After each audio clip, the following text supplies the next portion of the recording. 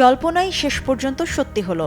রাজ্যসভার সাংসদ পদ থেকে ইস্তফা দিলেন অভিনেত্রী থেকে রাজনীতিক হওয়া কোয়েল মল্লিক। বৃহস্পতিবার দিল্লিতে গিয়ে রাজ্যসভার চেয়ারম্যান এবং উপরাষ্ট্রপতি সিপি রাধাকৃষ্ণনের হাতে পদত্যাগপত্র তুলে দেন তিনি। তবে ইস্তফার পরেই শুরু হয়েছে নতুন রাজনৈতিক জল্পনা। কারণ পদত্যাগের পর কেন্দ্রীয় মন্ত্রী ভূপেন্দ্র যাদবের সঙ্গে বৈঠক করেন কোয়েল। আর সেই সাক্ষাতের পরেই প্রশ্ন উঠেছে, তবে কি তৃণমূল ছেড়ে বিজেপির পথে হাঁটছেন তিনিও?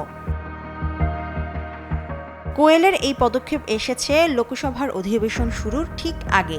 গত ফেব্রুয়ারিতে তৃণমূল কংগ্রেসের প্রার্থী হিসেবে রাজ্যসভায় নির্বাচিত হন তিনি এবং এপ্রিল মাসে শপথ নেন।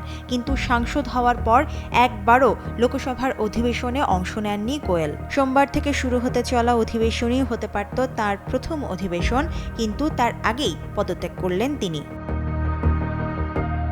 কোয়েলের ইস্তফার আগে রাজ্যসভার ৩ তৃণমূল সাংসদ সুখেন্দু শেখর রায়, সুস্মিতা দেব এবং প্রকাশ চেই বড়াইক দল ছেড়ে বিজেপিতে যোগ দেন। তাঁদের পদত্যাগের পর খালি হওয়া আসনে বিজেপি আবার তাঁদেরই প্রার্থী করেছে। ফলে রাজনৈতিক মহলে জল্পনা, কোয়েলও কি একই পথে হাঁটবেন?